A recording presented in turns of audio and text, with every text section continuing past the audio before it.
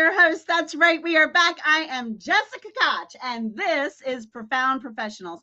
It's an interview series that we have been bringing you for 8, yes, count them, 8 amazing years. We bring you industry experts from all over the world that help improve your personal life and help you grow your business. So if you want to be the best version of you, and if you want to have that bank account just busting, trying to figure out where you need to put all that extra cash, having to go to multiple banks to store it all, well, then you're in the right place, because today we have amazing guests. We have Michael Miller. He is a fractional CMO, so Chief Marketing Officer, Chief Manager of all things, CMO, helping businesses grow, grow, grow. And Sue Coleman, the beautiful, amazing, bright, and brilliant Sue. She is a networking mastery coach. So if you're headed to all those networking things in person, virtually, going from one Zoom room to another, meeting people, speed networking, and you're going, this is getting me nowhere. What am I doing with my life? Then Sue is the woman for you.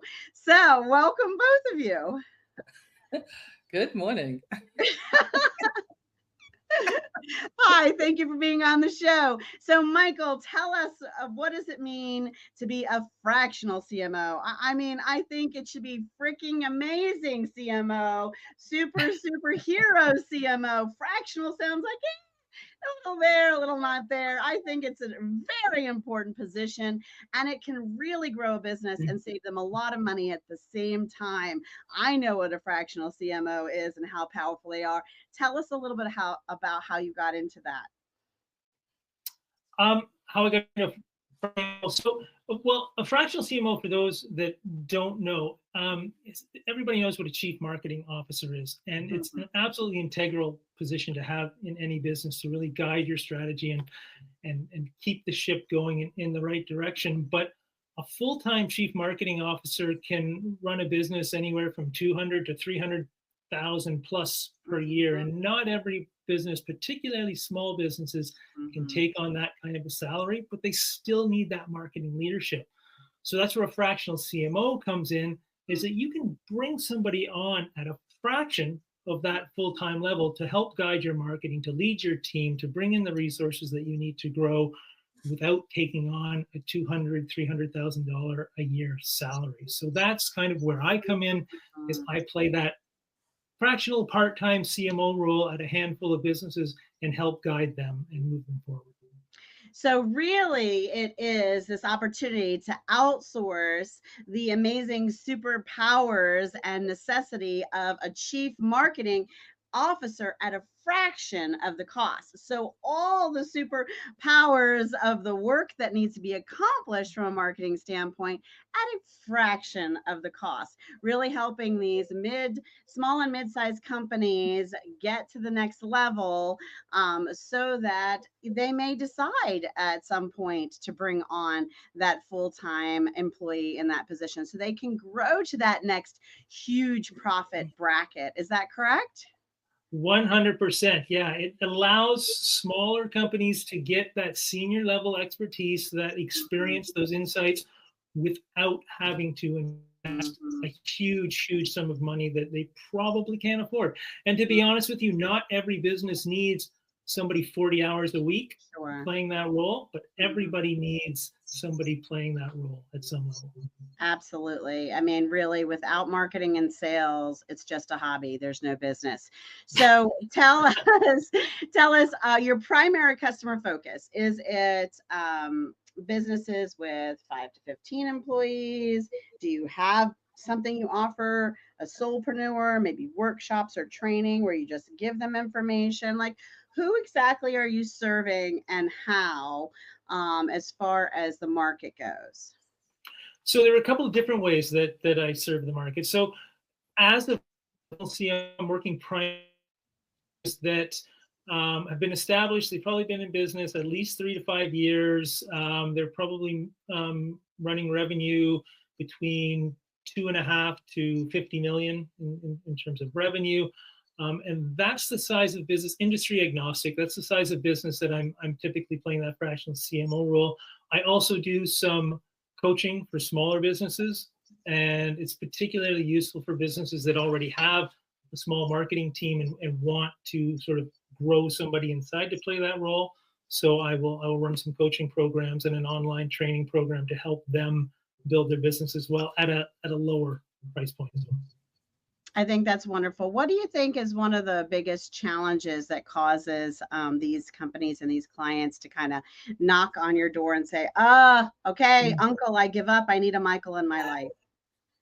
So the biggest thing is almost always, I just don't know what to do. There's so much out there, they've got people telling them you've got to be on social media, you've got to be doing podcasts, your website's got to be up to snuff, mobile marketing, all of these things that you could be doing and maybe you should be doing.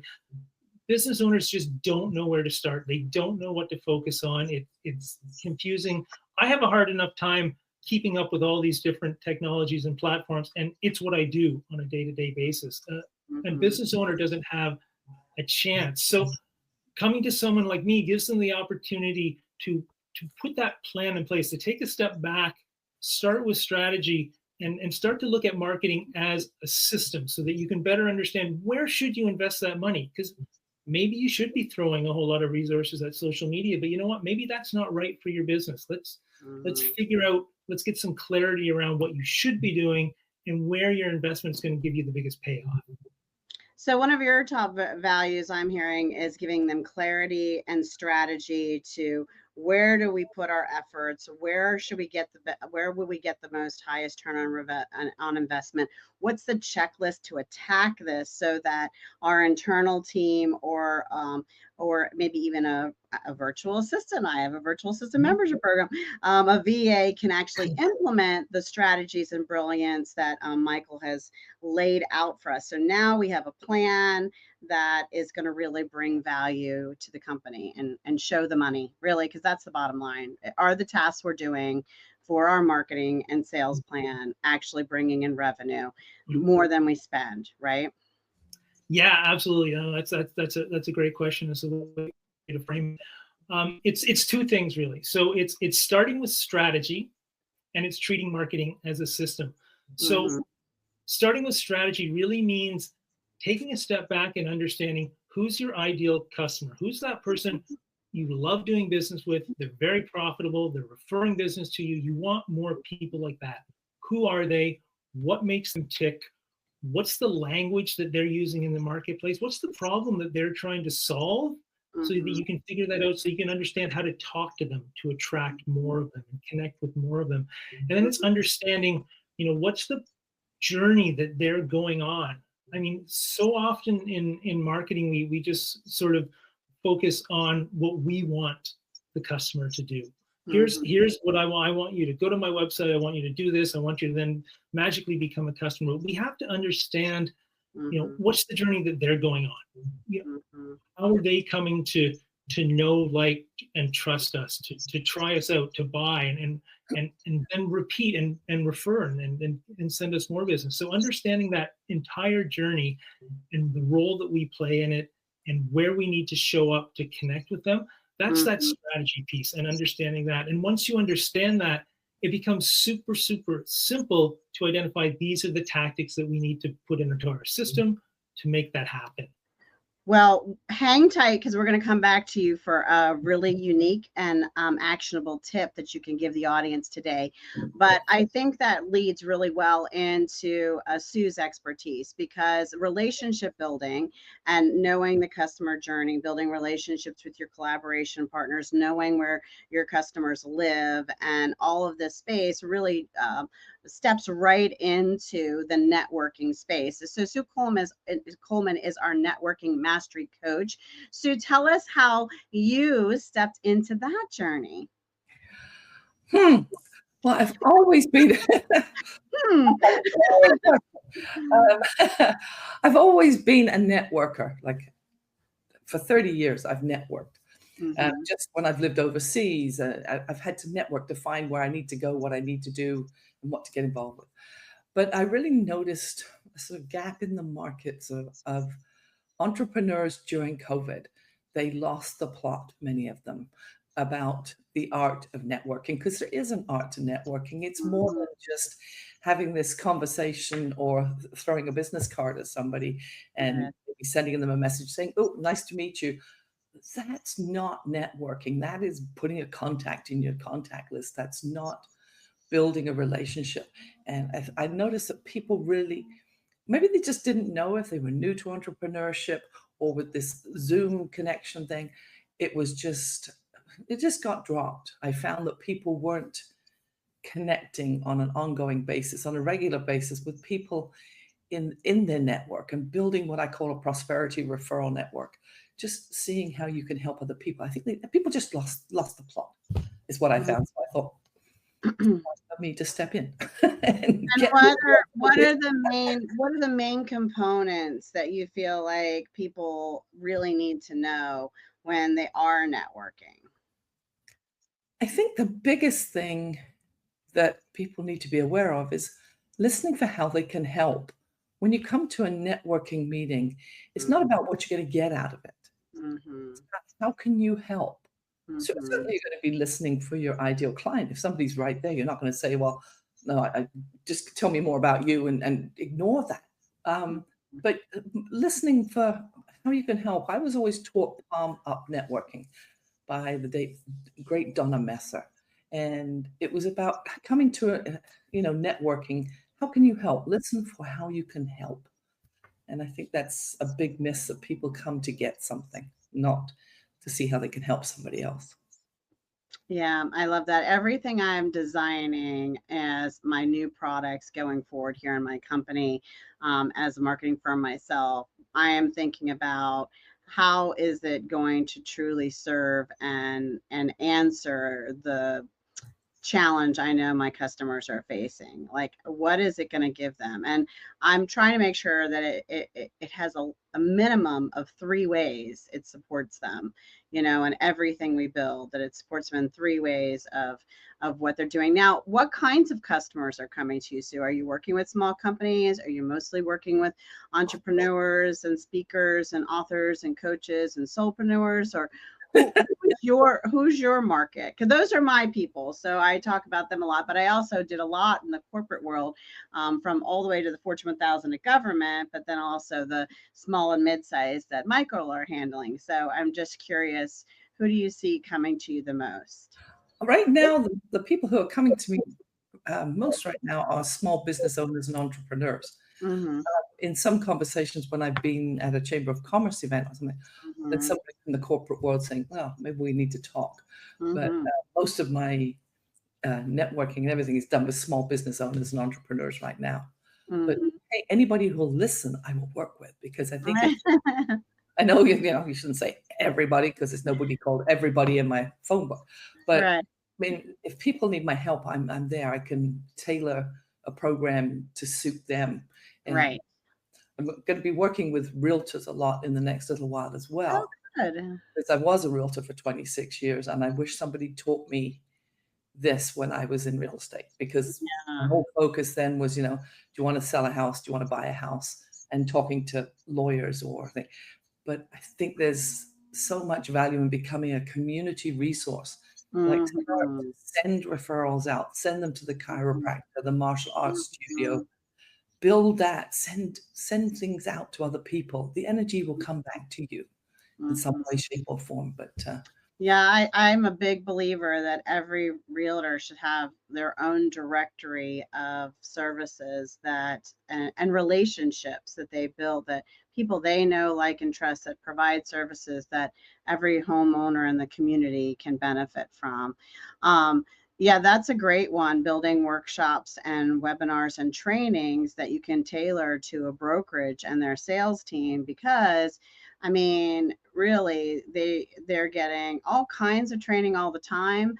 However, having someone fresh come in with a fresh perspective, especially with your knowledge, in the virtual networking world, because they can do a lot more of that than they can at the in-person. I'm a believer of hybrid and doing a little of both, but yeah, absolutely. um, I think that's such a benefit. So what happens with people when they're like, okay, I'm up to my eyeballs in networking. I need a Sue in my life. Where are people when they finally come to you, and what are they looking for you to help them solve? They're usually coming with the, oh my gosh, this stuff doesn't work. I go to so many networking events and it doesn't work. Excuse me. But then when we dig deeper is, and I fell into the trap myself, especially in COVID, is people were desperate for community, to being in touch, staying in touch, doing business on so many Zoom calls, but nobody was following. We're all saving the chat. Mm-hmm. A zillion saved chats. There's gold in the chats, and you really have to plan time to go through the information. Mm-hmm. It's sort of, for every, what did I hear the other day? Somebody said for every hour networking, you should have at least 20 minutes in your calendar for follow-up. Mm-hmm. And I think that's one of the big things people don't plan is they plan the networking and they've got it in their calendar, but there's no time booked. You're totally right. And I'll tell you, based on what Michael was talking about earlier, it's not just about having the marketing strategy and plan, but it's also about having the system, right? The system that follows that. And one of the things our virtual assistants do for me and for our other clients is they take that chat, they put it in a spreadsheet, they research the rest of the data, they do a lovely follow up, to get people scheduled on a more one-on-one Calendly, experience so that you can take the relationship to the next level where it can actually be a referral partner or a client, right? Because this is why we're going to all these events, is to find our people who we can mutually refer and work together in some capacity or be each other's customers, right? I mean, it's nice to have friends and get lots of likes and lots of social hearts, but as a business, many of us are attending these for the purpose of revenue growth, and that follow-up is so key with that. Now, bouncing from that, we're going to come back to you for a really unique and special tip, and follow-up is already kind of a great tip, so you're going to have to think of another one. So while you're thinking on that, Michael, why don't you share with us an amazing tip that from a small business or owner or entrepreneur can apply from the marketing standpoint? I mean, first tip is, of course, go hire Michael. Get all the amazing superpowers of a chief marketing officer for a fraction of the price. But if you don't take that tip right out the gate, what's another tip you could give us, Michael? Yeah, absolutely. That is a good one, though. That is a good one. Yeah, that is a good one. I'm going to try and make this very, very. I'm going to try and make this very practical, hands-on that anyone can implement. So I will tell you that 99% of small businesses, of all businesses really out there right now, are talking all about themselves on their website, in their marketing, in everything they do. They're talking all about themselves, how great they are, what great service they provide, what products they have. And the cold hard truth is nobody cares. When people are out there searching for a solution to the problem that they have, what they care about is their problem. So you need to start talking about what that person is going through, what your ideal client is going through, what they're struggling with, what it will look like once they solve that problem. And once they understand that you get that, then they're going to let you talk about your products and services that are going to help them get there. But start on your website, start talking about your ideal client, start talking about what they're struggling with and how they can get to the other side of that, instead of talking about how long you've been in business, how many great widgets you sell every year, how awesome your service team is. Because at this point, they just don't care. Yeah. That's a good one. That's a super, super good tip. I would also add to your tip, make sure though, if someone is ready, they have found you online and they are looking at your stuff, make sure you have however you want to be contacted really easy to find. That's one of my pet peeves. I once needed this is a true story, a realtor in New York to make a referral to for a deal that we needed done. And so I went through my connections on a business platform that I have lots of connections and lots of realtors in New York. I must have been connected to 50 of them. So I started at the top of my list and I went to all the places, the contact info, the about, the different places where they have worked, all the spots where you would think there'd be the website. Like I seriously couldn't, and that was it. Then I went to the next one. I had to go through four realtors missed out on the opportunity to be introduced to this referral deal that was going down, that was real business, because I couldn't find the way to call them. And I wasn't going to give it to them. I didn't know these people personally. I was connected via the platform. And I wanted to have a conversation and feel like if they're a good fit, are they really active now? What's their experience in this? I was, looking to have a conversation before I connected them to my person who needed this resource. And just don't be that person. Don't miss the deal because I can't find your phone number and call you. If that's how you want to be reached. I mean, I know everyone doesn't want their phone number out there and doesn't want to be reached that way. But I mean, in the real estate world, really? I pretty much think every realtor out there has their phone number plastered on their car, So just saying. However you want to be reached, make sure it's easy to find. Michael, I'm going to come back to you in a second, and we're going to talk about one of my favorite parts of the show, which is the cause that's close to your heart. But first, we're going to get Sue to share with us an amazing tip as well. Well, I would say make sure you're fishing in the right pond, because so many people just go to any network. They think any network's good. If your ideal referral partner or a client is not hanging out there, don't go. And don't get sucked into I go every such and such a day, or it's free, it doesn't cost me anything. It costs you big time. It costs you the one thing you cannot replace, and that's your time. So it's really important to make sure that you're fishing in the right pond. Make sure you're going to, I should put it more politely, that you're in networking in the most fruitful environments, or fishing in the right pond. Like, just really make sure otherwise you're wasting your time and you cannot get that back. Yeah, that's absolutely true. I mean, if you're looking for a whale, you'll never catch one in a lake, right? So it depends on what you're fishing for. Make sure it at least swims there.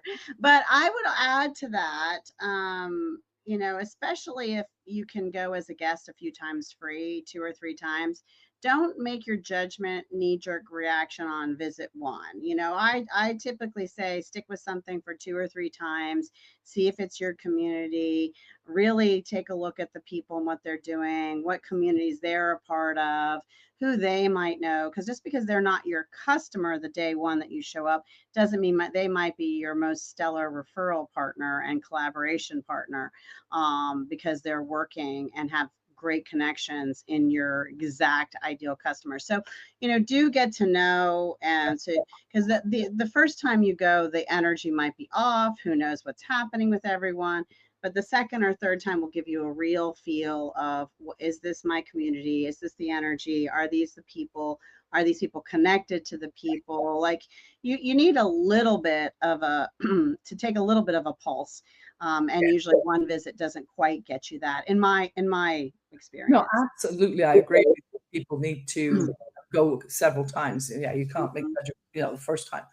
But if you find yourself going to the same meeting for months on end, and then you can say like, it's nice, but this is, I can maybe come once in a while just to say that they still know me, but don't keep on, banging your head against the wall if there's nothing out of it after months of going. It just doesn't make sense. Your time is really valuable, so thank you for sharing that. Michael, 8 years ago we started this, and from show one we've always taken a moment of pause to spread some awareness. So you watching out there, first of all, thank you for watching. We're so glad you're learning from our amazing experts today. But now is the time more than ever to hit that share button, because you might inspire someone to give time, treasure, or talent to the causes our lovely guests today share, or to the cause you put in the chat. So please put the cause you love the most in the comments below, and that will get out there, and hit the share button so everyone else can see it. Michael, share with us the cause you care about. So the cause I want to mention today is the London Food Bank. I've just moved to London, Ontario recently in the last month, and acquainted myself with the services that are offered in the community. I mean, I've been a big supporter of food banks anywhere I've lived, but now I'm in a new community, so learning what they're doing and helping out where I can. Yeah, I'm a believer that there's no reason that every community in the world shouldn't be caring for the people in their community, and at very minimum, making sure that no one's going hungry when they go to sleep at night, you know? So I just totally love that cause. And so reach out and look in your community if you can give time, treasure, or talent to support your local food bank. Or again, put the cause you love in the comments. You just might inspire someone to also hit the share button and share their cause or support yours. I am, before I go to Sue to get her cause, going to do something sort of off-show trend and sneaky, and ask Michael a question that's been scratching at me since I read his information as a guest to be on my show. He says he can tell us how to build a house or buy a house in Costa Rica. Is that correct, Michael? How do we buy a house in Costa Rica? I don't know that I want a house in Costa Rica, but I really want to know how to buy one in case I do. Well, oh my gosh. Well, this could be an entire episode unto itself, but I will tell you that my wife and I have done that a couple of times after first honeymooning in Costa Rica. I won't tell you how many years ago because it was a long time ago. We fell in love with that country. And after a couple of failed attempts, eventually purchased our first house down there and have been, I won't say doing that ever since, but we're now working on selling the second one and buying the third. So it's absolutely doable. It's a beautiful country. You want to do your research. You want to visit the country first and find out where you want to be, and not just try and look on a map or where the best beaches are. Really understand the community that you want to live in. But there's a ton of people doing it, and it is absolutely something that is feasible for a lot of people to do. Well, that sounds like a learning lesson that we could feature you on in another of my shows that we're launching an evergreen webinars on training new and interesting things. So we'll have to have you back awesome. to learn more about the Costa Rica house, and I might just have to get my passport so my husband and I can go check out your new place in Costa Rica. The best thing ever about interviewing guests from all over the world is I have so many places that I invite myself to visit now. And I'm going to come see. I am literally going to do at some point a whole year where I tour Canada and go and just visit every one of my amazing new Canadian friends that over the last 5 years now I've been building relationships and meeting and learning. And a few I've already actually met in person. So yeah, that you might be part of our Costa Rica tour. Excellent. We will welcome you when you're ready to come, Jessica. All right, don't say things you don't mean, because I'm an Italian. We take you up on it. We're here, suitcases in hand. She's recording this. That's right. This is live for everyone to hear. You all heard it. Your wife's gonna say, "Who did you?"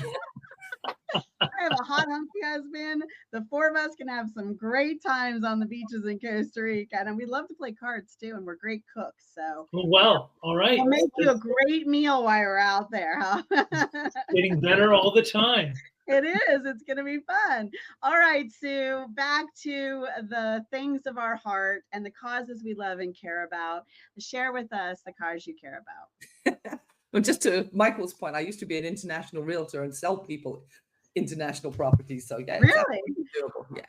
I have another friend in another networking who tells you how to buy, who teaches you how to buy a house on the French Riviera. So we'll have to get all of you guys together and do a class. All right, Sue, causes that are close to our heart. Something my husband and I have supported for many years is Covenant House in Toronto. And I do believe they have Covenant houses elsewhere in North America. And it supports teens and gets them off the street and stops the trafficking, gives them education, a safe place to be, food. They're just extraordinary places. And the stories we hear of success stories are just phenomenal. And I think it's a sort of an underserved community, the teens, the street teens especially. Yeah. Not everyone gets the same family start, and so for those teams who are struggling and from broken families or just have had challenges and need that extra nurturing from the community to get a fair start on life and get things straight so they can step out and live the best version of their life for themselves and for the community. What a great cause to share. So check out Covenant Houses near you. We'll have all the information about Sue and Michael's causes and the articles that we post about them. So wherever you're watching this, just take a look for it. You can also find it on our website. We'll have a direct link to the article for each of them there as well. So you can find them, get with them, hire a fractional CMO for a fraction of the cost, get all of the benefits, and also get your networking straight. Get a plan, get a strategy, work with someone like Sue so you can get the highest return on investment for the time that you're spending. Get really organized. She also knows about more organizations than you could ever imagine. And so you just really valuable time, spend a little time with Sue. So, Sue, on that note, I'm going to ask you for books, because I'm also creating the ultimate book list of all of our guests from the past that they've suggested and written. But let's start with your suggestion. So, something that inspired your personal life or helped you grow a business. Give us a book that you love, because I love books. I would say one that had a significant impact on me was The Slight Edge by Jeff Olson. And that was really about doing things when people are, just doing the little things in the background, when nobody's watching, just doing it a little bit at a time till you sort of get that hockey stick effect where it all accumulates and starts to move up. That really had a profound effect on and how I looked at my business and personal life too. It's just sort of like eating a hamburger a day is not going to impact you. Eating it every day for a week is not. But you do that every day for a year, it's going to make a big difference. So it's about those little changes you can make on a daily basis. Slight Edge by Jeff Olson, absolutely. I like that. So you're an author. Tell us about your book or books. Well, book for now. Okay. More books coming. Book for now. More coming. Yeah, it's called Networking Your Way to Success. And it really is a handbook on networking. I share with you tips and tricks and ideas for building that prosperity referral network, using the different social media platforms, what to do if you're a newbie going to a networking meeting. So I've had some really great feedback on it being absolutely very practical advice. It's been sold in Europe, it's been sold in Australia and North America. So I'm really tickled. I just published it at the end of January, I guess. So, well, congratulations on Amazon. Yay! Check out her book. All the links will be in that article that we're talking about and in the description and comments of all the different locations you're maybe looking at this video. So thank you for sharing your book. Michael, talk to us about, well, actually, before you talk to us, Michael, about a book that inspired your personal life or helped us grow your business, if you out there watching have your favorite books, give us as many as you love. Put them in the comments. And if you're an author, please tell us about it. We would love to feature you as well. So push that share button. Put your books that you've written in the comments. Put the books that you love the most in the comments. And now Michael's going to share with us the book that inspired his personal life or helped him grow his business, or maybe a few. He might share a few with us. We don't know. I might just read just from left to right what's on the shelf and tell you what they all are, because they've all made an impact. But I'll tell you one that had a tremendous impact on starting and doing my business is duct tape marketing. by John Jantz. I would recommend that to any and all small business owners and entrepreneurs out there. I first read John's book probably about 12 years ago when I was working as a director of marketing for a B2B SaaS company. And I just so loved the way he framed treating marketing as a system, starting with strategy. I started implementing it in that business. I implemented it in other businesses that I've worked in. And then when I decided to go out on my own, that's the process, that's the framework that I wanted to build on. And I became actually a duct tape marketing certified coach and consultant, and a colleague, and I'll say friend of John's now. I mean, I've talked to him. I don't know, it's kind of a parasocial friendship, I guess, because he's all over the world and I'm in one place. But it's just a tremendous book to really help you understand how to treat marketing as a system and put things in place that will help you get predictable growth from your business and not always be trying to figure out what to do next. So that was a really, really impactful one for me in terms of starting my consulting business and also the companies that I worked in. Another one that I'll mention just really, really quickly is Known by Mark Schaefer. If anyone out there is trying to establish a presence online, become a thought leader, this is an absolute must read. The tips and the strategies that Mark puts out in that book are just phenomenal. And he is, I think he's got about 10 or 12 books to his name now, and they're all worth a read, but that's my favorite. And this book is called Known? Known, yes. Duct tape, not marketing, and Known. And what was the name of your book again, Sue? I know your personal book. What was the other book? The Slight Edge by Jeff Olson. Slight Edge, Known, and Duct Tape Marketing.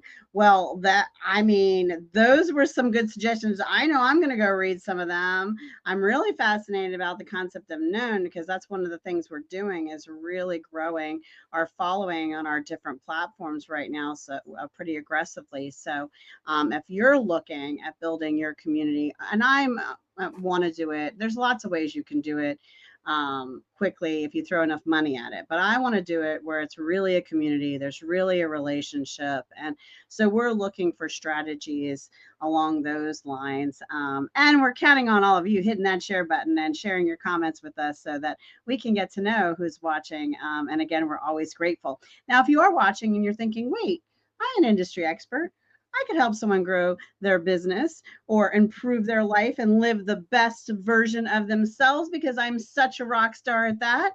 Well, I would love to have you on the show. Reach out to our team and they'll let you know just how to get that done. Before we say goodbye, everybody, this has been a great show. Sue and Michael, it's been awesome having you. I hope you've enjoyed it. How are you having fun? Yep. All right. So I always ask for you to share a final piece of information or inspiration. But Sue, before you do that, is there anything about you or your business that we didn't cover that you really think it would be of great value for the audience to know? Boy, that's a loaded question. I snuck that one in. I didn't warn them about it. See? Oh, I think you've laid it all out. We think we got it all out. That's good. I want you to feel like we really were able to share a bit of Sue with my community, because that is the goal here. So give us some inspiring thought or a final piece of information or inspiration to lead us off with. Well, I really like Richard Branson. I enjoy reading his books, and he puts a quote, and I'm going to read it just so I make sure I get it accurate. It's, if you aren't making a difference in other people's lives, you shouldn't be in business. It's that simple. And I think it really just, it speaks volumes. You have to be making a difference. So that to me is really at the core of my being. Am I making a difference? And that's something I really strive to do with all my clients. And any time I'm interacting with people is making a difference. I love that. And, my way of making a difference in the world is by helping the people that I know really share their passions and their transformational gifts with the world farther and faster. So, that's what speaks to me when you share that. Michael, how about you? Same loaded question. Is there anything about your business or yourself that we didn't cover? And if we've got it all good, or after you share that, then we're going to want that final piece of information or inspiration to close our show out as we say goodbye today. Geez, well, we did cover a lot of bases. I think we probably covered most of it. I mean, I guess the only thing that I would say, if you're in that business that needs or ready for a fractional CMO, but you do want to elevate your marketing and build that in-house. I mean, the coaching that I do with small businesses, seen fantastic results in business owners and small teams really grow from that. In terms of an inspirational thought or idea, I would say, marketing a small business doesn't have to be that hard. If I've said this a lot today, but if you start with strategy and you treat your marketing as a system, you can really gain clarity and make a profound impact on the growth and the trajectory of your business. I really love that. It doesn't have to be hard. So make a difference, and it doesn't have to be hard. These are the brilliant final thoughts of our guest today. Thank you so much for being here on the show. Thank you so much for watching and sharing. We appreciate you. We're not a show without you. All of you who have watched, shared, liked, and commented, this is all for you. I'm your host, Jessica Koch. As always, this is Profound Professionals, the interview series that's going to bring you even more industry experts that will help you improve your personal life so you can live the best version of you and help you grow your business. So your bank account's so big, you have to have many of them. I am your host, Jessica Koch again, and we're going to say goodbye today. And when I do, I'm going to ask, please remember to be kind to yourself and be kind to each other out there. Bye, everybody.